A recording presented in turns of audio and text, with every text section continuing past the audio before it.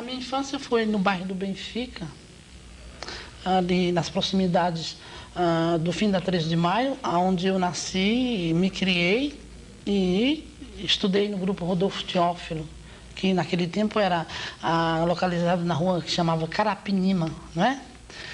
Em frente a Oliveira Paula. E foi ali que eu comecei a cantar nas festividades cívicas, a homenagem à bandeira, à pátria, ou então as cantigas folclóricas do Ceará, como Minha jangada de vela, que vento queres levar? Tu queres vento de terra, ou queres vento de mar, que é sossegada na praia. Eu cantava assim, com essa mesma voz.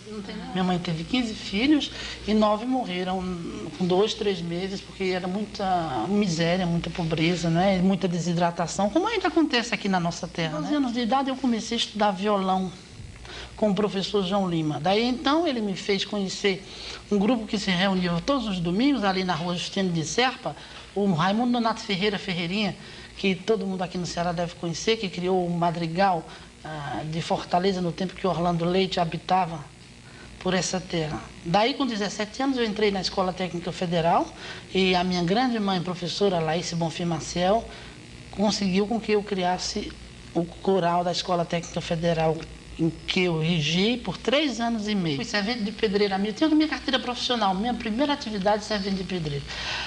Fui muito ajudada pela dona Beatriz Gentil Filomeno Gomes, aqui pela Giselda Lerner, em São Paulo, por outras pessoas muito importantes lá na Europa, como a família Gucci. Eu morei 6 anos na família Gucci, que é uma das famílias mais ricas do mundo.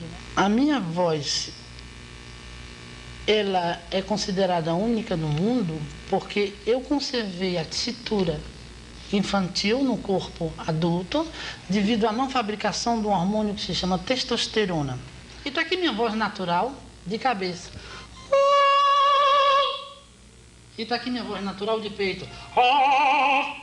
Então, eu não produzindo esse hormônio testosterona, a voz ficou como de criança. Eu pude estudar com os ressonadores superiores, emitindo a voz natural. Eu queria dizer uma coisa que me dá muita tristeza.